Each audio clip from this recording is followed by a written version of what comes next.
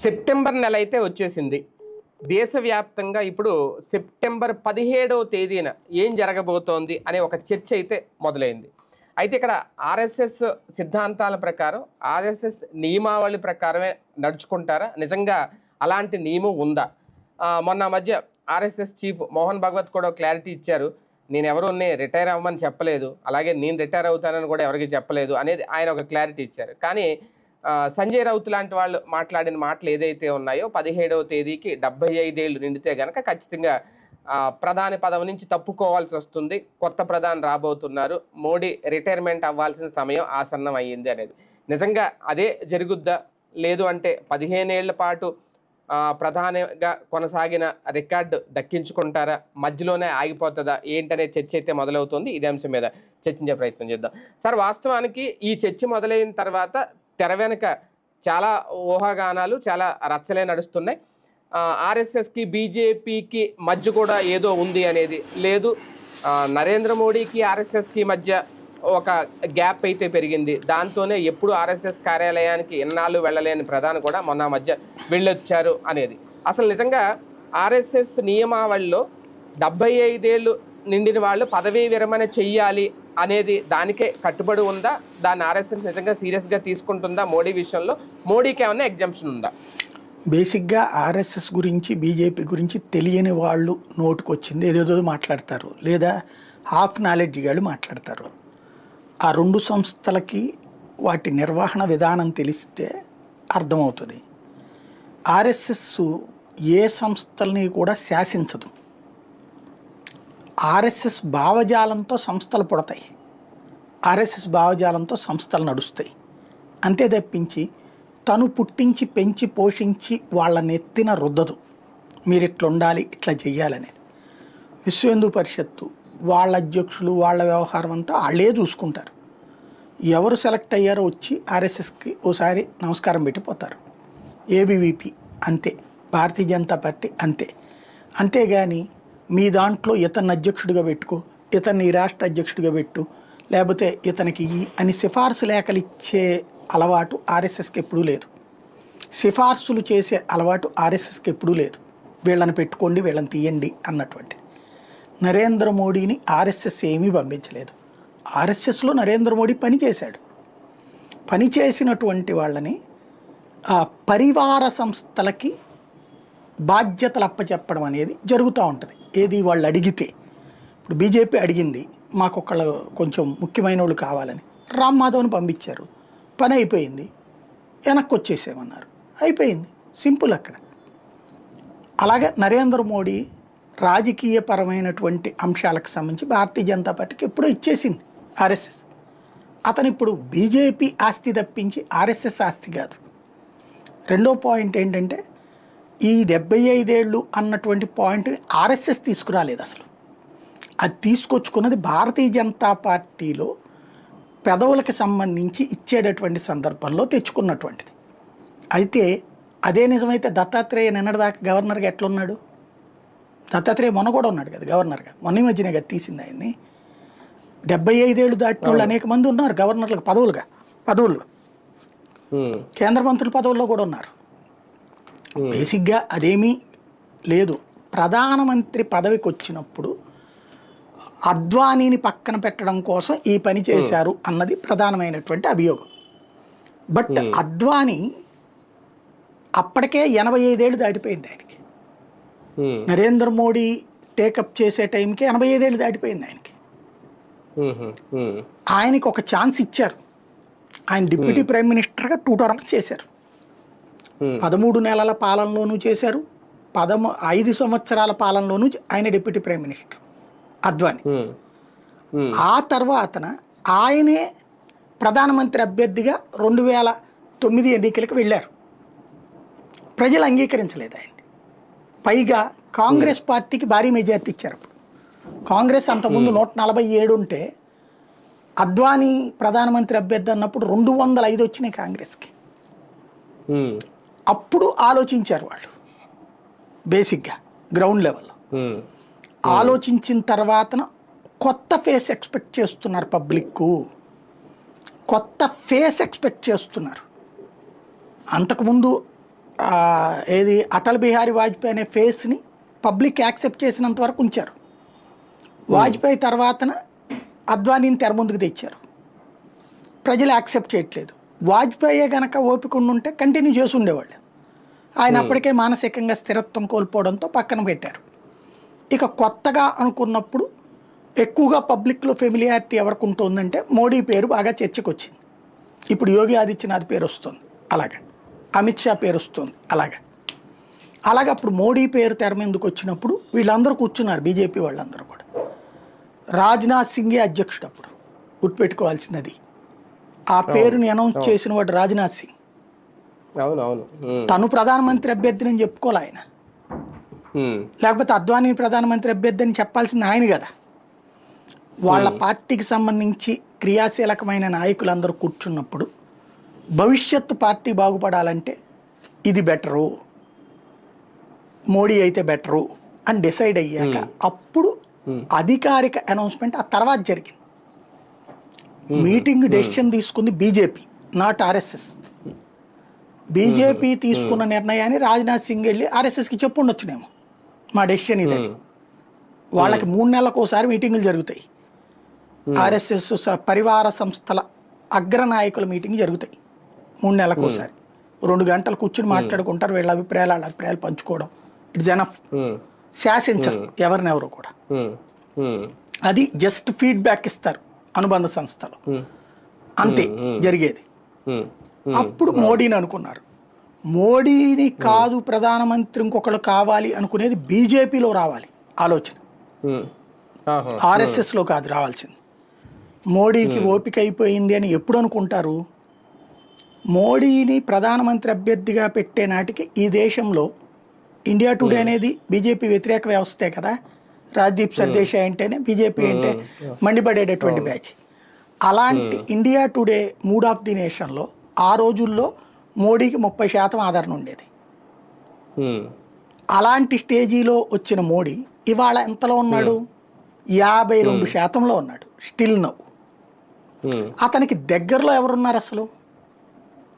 రాహుల్ గాంధీ 25%. ఒకప్పుడు రాహుల్ గాంధీ 7%తో పోల్చుకుంటే 25కి వచ్చాడు. కానీ మోడీలో సగం. తర్వాత రాహుల్ గాంధీ కంటే ఎక్కువ ఎవరున్నారో తెలుసా? ఆయన పేరేంటి, అమిత్ షా 27%. యోగి ఆదిత్యనాథ్ 26%. అంటే టాప్ 4లో లెక్కేసుకుంటే నరేంద్ర మోడీ తర్వాతన అమిత్ షాని నమ్ముతున్నారు జనం, అమిత్ షా తర్వాత యోగిని నమ్ముతున్నారు జనం, ఆ తర్వాత రాహుల్ గాంధీని నమ్ముతున్నారు. అట్లాంటప్పుడు మోడీ తర్వాతన అమిత్ షాకి ఛాన్స్ ఉంటుంది, లేదా యోగి ఆదిత్యనాథ్కి ఛాన్స్ ఉంటుంది. ఇవన్నీ ఎప్పుడు మోడీ నాకు ఓపిక లేదురు నాయన ఇక నన్ను వదిలేయండి అని అన్నప్పుడు, అతను ఆరోగ్యంగా లేకపోతే. ఇంకోటి, బీజేపీ అనుకున్నటువంటి విధానం ఏదైతే ఉందో, ఒక డామినేటెడ్ ఇండియా కావాలని కోరుకుంటున్నారు వాళ్ళు, రెస్పెక్టెడ్ ఇండియా కావాలని కోరుకుంటున్నారు వాళ్ళు. ఇప్పుడు ఆ డామినేటెడ్ ఇండియా ఇంకా రాలేదు, కానీ రెస్పెక్టెడ్ ఇండియా వచ్చింది. ప్రపంచంలో ఏ దేశమైనా గౌరవించేటటువంటి స్థాయిలోకి వచ్చాం. At the same time top 4th financial సిచ్యుయేషన్కి వచ్చేసాం మనం. ఇంకా జర్మనీని దాటితే టాప్ 3లో ఉంటాం మనం. ఫస్ట్ అమెరికా ఉంది, 2 చైనా ఉంది, 3వది జర్మనీ, 4 మనం. జపాన్ని కూడా దాటి ముందున్నాం మనం. ఆ జర్మనీని దాటేసామంటే కనుక 3rd ప్లేస్కి వెళ్ళిపోతాం మనం. ఇంకో మనకి ఇప్పుడు అండమాన్ నికోబార్ ఐలాండ్లో దొరికినటువంటి ఆయిలు, లక్షద్వీప్లోది, అట్లాగే gold mining, rare earth minerals Madhya Pradesh ఇట్లాంటి చోట్ల దొరికినాయి. ఇవి ఇంకా ఎంత ఏంటి అనేది కౌంట్ వేస్తున్నారు. అది లైన్లోకి వచ్చిందంటే టాప్ 2కి వెళ్ళిన ఆశ్చర్యపోనక్కర్లా. $20 ట్రిలియన్ ఎకానమీకి వెళ్ళే అవకాశం ఉందన్నమాట. అది ఆ దిశగా ఆలోచన చేస్తున్నారు తప్పించి మరొక ఆలోచన లేదు వాళ్ళకి. ఇవన్నీ వీళ్ళ ఊహలు అంతకు మించి ఏం లేదనమాట. కానీ ప్రతిపక్షాలు కూడా దీని మీద ఆరోపణలు చేస్తున్నాయి సార్. ఒక రకంగా మహారాష్ట్రలో ఆయన చేసిన, సంజయ్ రావుత్ చేసిన, ఆర్ఎస్ఎస్ కానీ బీజేపీ కానీ వ్యవస్థల్ని సంస్థల్ని ప్రోత్సహిస్తే వ్యక్తి ఎదుగుదల విషయంలో కంట్రోల్లో పెడతాయి అనేది. బీజేపీ ఆ తరహా నిర్ణయం ఏమన్నా తీసుకునే అవకాశం ఉంటుందా? పోనీ సంజయ్ రౌత్ అనేటటువంటి వాడు పెద్ద అజ్ఞాని. వాడు ఏం మాట్లాడతాడో అడిగేది లేదు. వాడిని అసలు నాయకుడిగా లెక్కేసుకోవడమే శుద్ధదండగా ఒకటి. రెండవది వచ్చేటప్పటికి వ్యవస్థీకృత నిర్మాణమే ఉండాలి తప్పించి వ్యక్తి పూజ ఉండకూడదు అన్నది బీజేపీ సిద్ధాంతం. వ్యక్తి పూజ ఉండకూడదు అన్నది. ఇప్పుడు బీజేపీ వ్యక్తిని పూజించట్లేదు అక్కడ. ప్రజలలో ఆ మెంటాలిటీ ఉంది మనకి, ప్రజలలో ఉంది తప్పించి బీజేపీ నరేంద్ర మోడీ దేవుడు, నరేంద్ర మోడీ అద్భుతమైన వ్యక్తి, మీరందరూ నరేంద్ర మోడీ ఆధ్వర్యంలో పనిచేయండి అని చెప్తుందా? బీజేపీ ప్రభుత్వం అనే చెప్తుంది అది. మన ఆలోచన తీరులో నరేంద్ర మోడీనే బీజేపీ అనుకుంటున్నాం.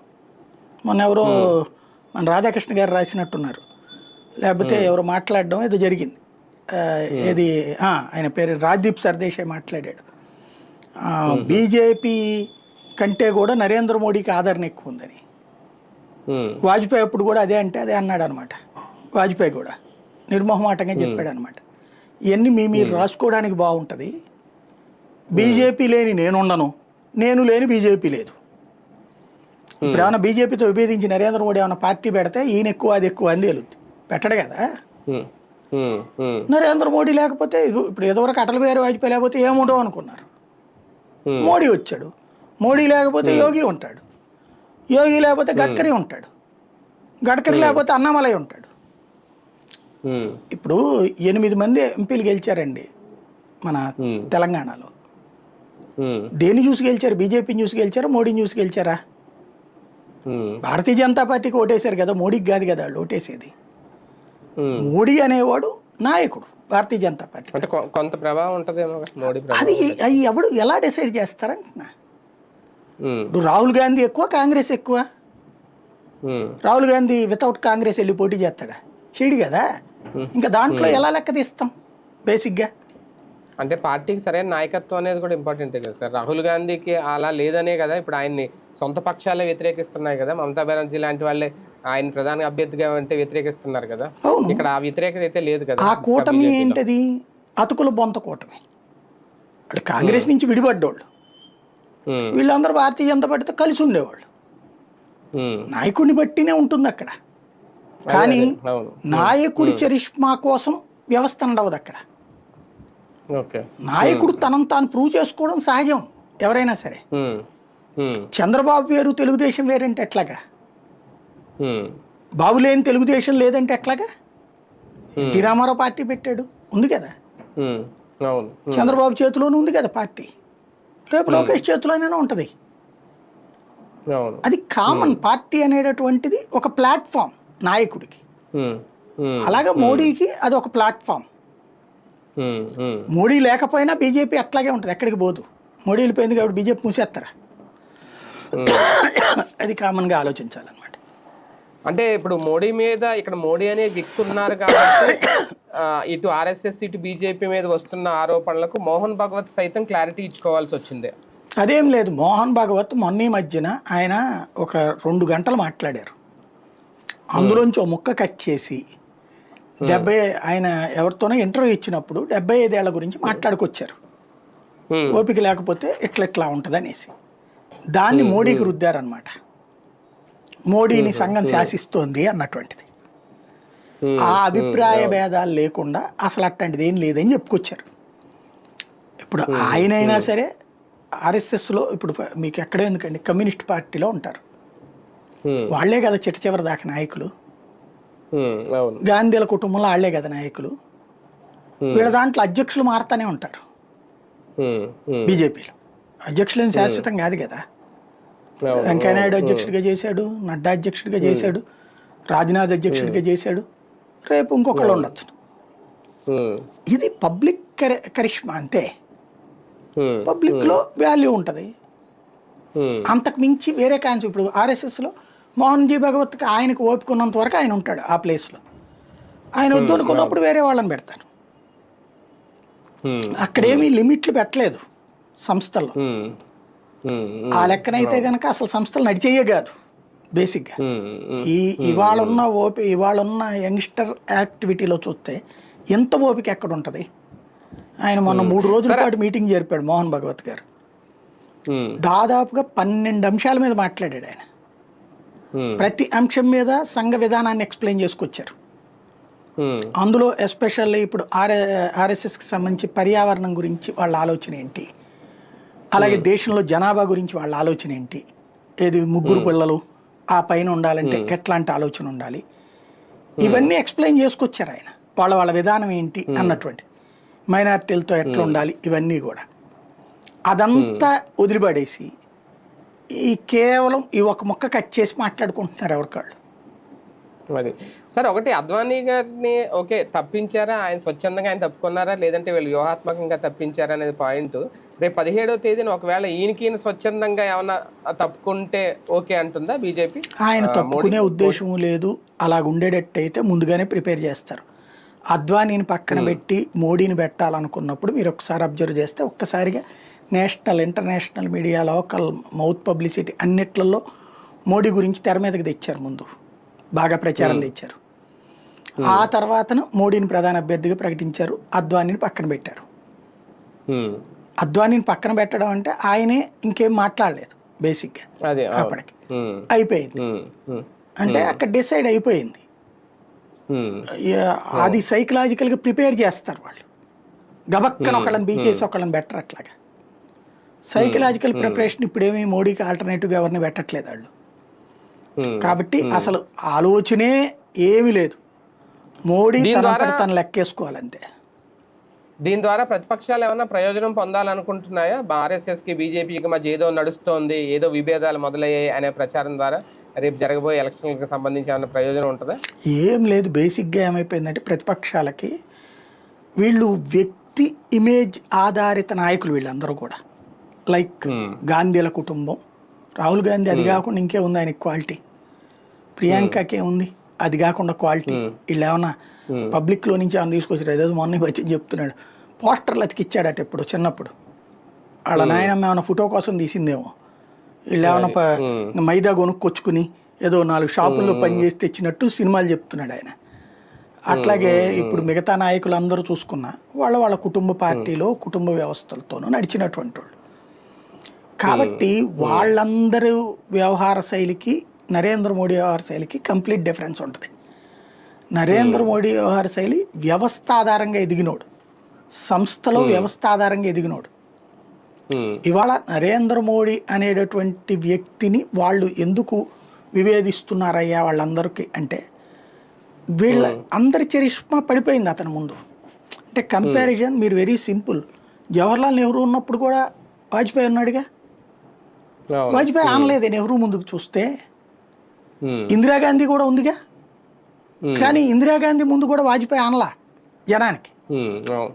వాజ్పేయి వచ్చాక వాజ్పేయి ముందు సోనియా గాంధీ ఆనలా, వాజ్పేయి ముందు చంద్రబాబు ఆనలా, వాజ్పేయి ముందు ఇంకొకళ్ళు ఆనలా, చంద్రశేఖర్లు, గుజరాళ్ళు, దేవగౌడాలు వీళ్ళెవరు ఆనలా.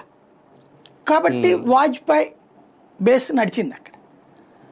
వాజ్పేయి తర్వాత భారతీయ జనతా పార్టీలో నరేంద్ర మోడీ చరిష్మా ముందు సోనియా అనట్ల, రాహుల్ అనట్ల, ప్రియాంక అనట్లేదు, ములాయం అనట్లేదు, శరద్ పవార్ అనట్లేదు, మమతా బెనర్జీ అనట్లేదు. కాబట్టి వాళ్ళకు ఒక మంట ఉంటుంది, దిగాలని కోరుకుంటారు. కానీ ఈ చాయిస్ వచ్చాక ఎందుకు వదులుతుంది? అప్పర్ హ్యాండ్ వచ్చాక బీజేపీ అప్పర్ హ్యాండ్ దించుకుంటుందా బేసిక్గా? అది కామన్ థింగ్ అనమాట అక్కడ.